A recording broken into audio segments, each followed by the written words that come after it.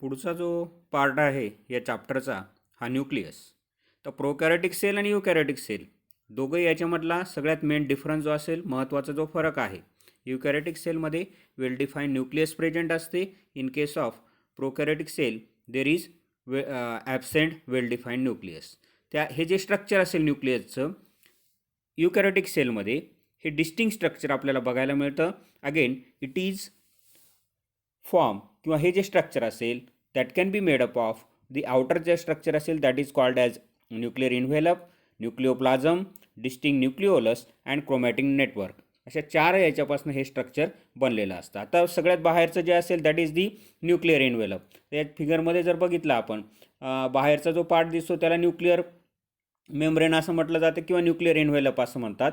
Mostly outer आणि inner असे 2 membrane असतात. त्याच पद्धतीने याच्यामधला आतला जो पार्ट असेल त्याला न्यूक्लिओप्लाझम आणि मध्ये वेल डिस्टिंक्ट काय आढळत असतं, न्यूक्लिओलस आढळत असतं. याच्यातला सायटोप्लाझमचा किंवा न्यूक्लिअर मेम्ब्रेन जो असतो, न्यूक्लिअर मेम्ब्रेन कंटिन्युअस असत नाही. It also having the some openings किंवा that is called as the nuclear pore. That can be help to exchange the material between the nucleoplasm and cytoplasm. Cytoplasm आणि न्यूक्लिओप्लाझममध्ये या प्रकारचं material जे असेल त्याचं एक्सचेंज या पोरमार्फत होत असतं किंवा that is called as the nuclear pore. त्याला न्यूक्लिअर पोर असं म्हटलं जातं. न्यूक्लिओप्लाझमचा पार्ट किंवा दॅट इज दी कॅरिओलिम्फ. हा मधला जो पार्ट असेल that is called as the nucleoplasm. याच्यामध्ये जे सबस्टन्सेस असतात mostly nucleic acids, protein molecules, different type of minerals, salt, such a structure is present किंवा हे जे मटेरियल असतं that can be present inside the nucleoplasm. न्यूक्लिओप्लाझमचे मध्ये अशा पद्धतीचे एक मटेरियल जे आहे हे प्रेझेंट असतं. त्याच पद्धतीने आतला जो पार्ट दिसतो nucleolus, it is mostly made up of RNA, रायबोझोमल RNAपासून बनलेला. त्याच पद्धतीने रायबोझोमल प्रोटीनपासून बनलेला हा जो डिस्टिंक्ट पार्ट असतो that is called as the nucleolus. याला न्यूक्लिओलस असं म्हटलं जातं. जनरली सिंगल किंवा याची जी साईज असते न्यूक्लिओलसची that can be depend upon the synthetic activity of the cell. सेलच्या सिंथेटिक ॲक्टिव्हिटीवरती ही साईज जी असते ही साईज डिपेंड असते. त्याच पद्धतीने काय काय याच्यामध्ये काय असतात, वन किंवा एकच सिंगल काय असेल न्यूक्लिओलस प्रेझेंट असेल किंवा मोर दॅन वन, काही सेल्समध्ये मोर दॅन वन न्यूक्लिओला प्रेझेंट असतात. ह्या ज्या डेन्स बॉडीज असतील, स्पेरिकल बॉडीज ज्या असतात, ह्या spherical bodies that is the central part of the nucleus. याला न्यूक्लियसचा हा सेंटरचा पार्ट याच्यामध्ये आपल्याला दिसत असतो, त्याला न्यूक्लिओलस असं म्हटलं जातं. त्याच पद्धतीने पुढचा जो पार्ट असेल that is the chromatin material. Chromatin material म्हटल्यानंतर it is nothing but the जे थ्रेड लाईक स्ट्रक्चर्स किंवा mostly that can be associate with the or these are nothing but the DNA molecule associated with protein. Togetherly that structure is called as the chromatin material. Fibre सारखं आता हिचे सेलचं जर आपण structure बघितलं, या सेलच्या स्ट्रक्चरमध्ये आपल्याला इथं आढळतं असतं. आउटर मेम्ब्रेन, इनर मेम्ब्रेन दिसेल. त्याच पद्धतीने न्यूक्लिअर पोर आहे. त्याच पद्धतीने आतलं हे जे थ्रेडसारखे DNA मॉलिक्यूलचे स्ट्रक्चर दिसतात. Togetherly that is called as the chromatin material. Mostly that chromatin material contain the DNA. त्याच पद्धतीने हिस्टोन, नॉन हिस्टोन टाईपचे प्रोटीन्स त्याच्यामध्ये आढळत असतात. त्याच पद्धतीने RNA मॉलिक्युल्स असतात. Togetherly entire structure is called as an chromatin material. या संपूर्ण स्ट्रक्चरला क्रोमॅटिन मटेरियल असं म्हटलं जातं. याच्यामधला 2 प्रकारच्या हे that chromatin material can be divided into the 2 parts, heterochromatin and euchromatin. Euchromatin म्हटल्यानंतर ह्या प्रकारचे ह्या ज्या रिजन्स असतात क्रोमॅटिन मटेरियलमधल्या, those which are the distinct region किंवा ज्या जेनेटिकली ॲक्टिव्ह फायबर्स असतील याच्यामधले, या क्रोमॅटिन मटेरियलमधले, these are called as the euchromatin. While as DNA material किंवा DNAचा नंबरलेस आणि जास्तीत जास्त प्रोटीन मॉलिक्यूल फॉर्म होऊन तयार होणारे जे फायबर्स असतात these are called as the heterochromatin. These are the non-active sites or the non-active regions of the nucleus. न्यूक्लियसच्या या नॉन ॲक्टिव्ह साईट्स आपल्याला याच्यामध्ये बघायला मिळतात. आता न्यूक्लियसमधला हा जो लिव्हिंग ऑर्गॅनिझममधल्या न्यूक्लियसमध्ये हे जे क्रोमोझोम्स असतात हे स्पेसिफिक नंबर प्रत्येक सेलमध्ये स्पेसिफिक नंबरचे क्रोमोझोम्स आढळत असतात. जसं फॉर एक्झाम्पल ह्युमन बिईंगमध्ये किंवा नॉर्मल ह्युमन बिईंगची सेल जर बघितली त्याच्यात 46. त्याच पद्धतीने ह्या संपूर्ण हे जे असतील क्रोमोझोम जे असतात, या क्रोमोझोमचा नंबरसुद्धा कसा असतो, व्हॅरी असतो. आता याच्यातला पुढचा एक 2-3 सेलशी असोसिएट असणारे 2-3 पार्ट काय बघायचे आपल्याला.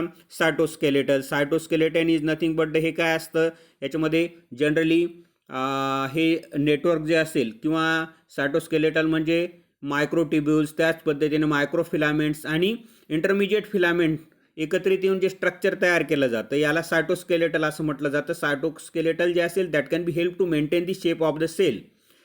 कॉन्ट्रॅक्शन जे होतं सेलचं, कॉन्ट्रॅक्शन आणि रिलॅक्सेशन. त्याच पद्धतीने सेलची मोबिलिटी जी असते, त्याच पद्धतीने सेल ऑर्गेनेलची मोबिलिटी जी असते that also maintain with the help of the cytoskeletal. जो चेंज होतो शेप सेलचा सेल डिव्हिजनच्या प्रोसेसच्या दरम्यान, that is because of the cytoskeletal. सेलशी असोसिएट असणारे पुढचे जे स्ट्रक्चर आहे ज्याला सिलिया अँड फ्लॅजेला असं म्हटलं जातं. Mostly these are the outgrowth किंवा these are the small filaments those which are present on the surface of the cell. सेलच्या आउटर सरफेसवरती प्रोटोप्लाझ्मिक जे आउटग्रोथ्स असतात these are called as the, या प्रकारचे हे जे आउटग्रोथ्स असतील त्याला सिलिया असं म्हटलं जातं. सिलियाची साईज स्मॉल असते, त्याच पद्धतीने त्याचा नंबर जो असतो तो सुद्धा कसा असतो, जास्त असतो. त्या फ्लॅजेला जर बघितला तर जनरली ह्या कशा असतात, मग लॉंगर असतात. त्याचा नंबर जो असतो हा नंबरसुद्धा कसा असतो, कमी असतो. If it compare with the cilia, जर आपण सिलियाशी काय केलं त्याचं कम्पॅरिझन केलं तर.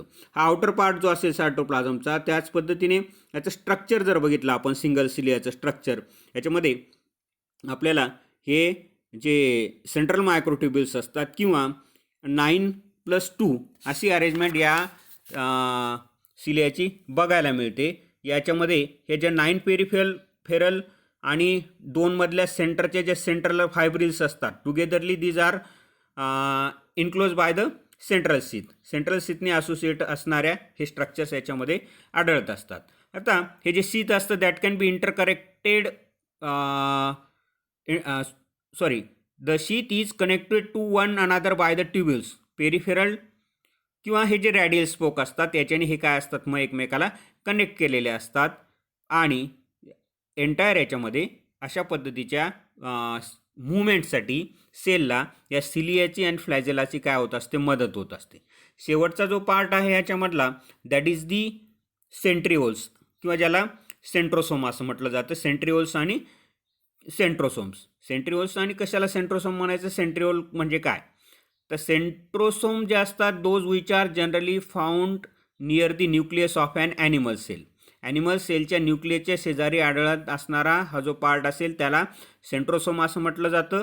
It is nothing but the pair of cylindrical structure किंवा हे जे असतात सिलेंड्रिकल स्ट्रक्चर्स प्रेझेंट असतात. त्याच पद्धतीने या प्रकारच्या सेंट्रिओल जे these are also made up of 9 set of the triplet microtubules. Triplet मायक्रोट्युब्युल्सपासनं हे 9 ट्रिपलेट सेट जो असेल 9 ट्रिपलेट मायक्रोट्युब्युलचा एकत्रित येऊन याचं फॉर्मेशन ट्रिब्युलियनचं फॉर्मेशन होत असतं. आता याच्यातलं स्ट्रक्चर जर बघितलं आपण सेंट्रिओलचं, या सेंट्रिओलच्या स्ट्रक्चरमध्ये प्रॉक्झिमल एंड जो असेल सेंट्रिओलचा त्याच्यामध्ये सुद्धा आपल्याला ट्रिब्युलचा सेट बघायला मिळतो. That is nothing but the, त्याला झब असं म्हटलं जातं. आणि ह्याच्या पेरिफेरल ट्रिपलेट असतात those which are connected to hub by means of the radial spoke. इथं रॅडियल स्पोक दिसतात. हे पेरिफेरल जे मायक्रोट्युब्युल्स आहेत या मायक्रोट्युब्युल्स कशाला कनेक्ट असतात, मग हबला कनेक्ट असतात. आणि ह्या प्रकारच्या सेंट्रोसोम जे असतात these are necessary for or help during the cell division. जे स्पिंडल ॲपरेटस जे असतात त्या स्पिंडल ॲपरेटसच्या फॉर्मेशनसाठी किंवा ही जी असेंब्ली फॉर्म होत असते सेल डिव्हिजन प्रोसेसच्या दरम्यान, याच्यासाठी या सेंट्रोसोमचा सेलला मदत होत असते, हेल्प होत असते. त्याच पद्धतीने बेसल बॉडी जी असते सिलियाची आणि फ्लॅजेलाची that can be form by the centrosome. या सेंट्रोसोमपासून काय होत असते, फॉर्म होत असते. अशा पद्धतीचा हा जो चॅप्टर आहे that is the cell structure and organisation. या सेल स्ट्रक्चर अँड ऑर्गनायझेशनमध्ये आपण संपूर्ण सेलचं स्ट्रक्चर बघितलं. मोस्टली युकॅरियोटिक सेल जे आहे, युकॅरियोटिक सेलचं संपूर्ण स्ट्रक्चर बघितलं आणि त्याचे डिफरंट सेल ऑर्गेनेल जे आहेत त्या डिफरंट सेल ऑर्गेनेलचा याच्यामध्ये आपण डीपली स्टडी केला. आता एक्झाममध्ये जर बघितलं, परीक्षेमध्ये जर बघितलं तर याच्यामध्ये कुठल्या कुठल्या प्रकारचे याच्यावरती प्रश्न विचारले जातात. त्याच्यामध्ये एखादं सिंगल सेल ऑर्गेनेलवरती प्रश्न विचारला जाईल किंवा त्याचं एक्सप्लेनेशन विचारलं जाईल, कंपॅरिझन विचारलं जाईल युकॅरियोटिक प्रोकॅरियोटिक सेलमधलं. तर याच्याशी प्रत्येक जो सेल ऑर्गेनेल आहे त्याच्यामधल्या नीट आणि CETला याच्यामधल्या जे मल्टिपल चॉईस क्वेश्चन्स असतात त्याच्यामध्ये सुद्धा या स्ट्रक्चर्सवरती बरेचसे क्वेश्चन्स काय केले जातात, विचारले जातात. थँक्यू.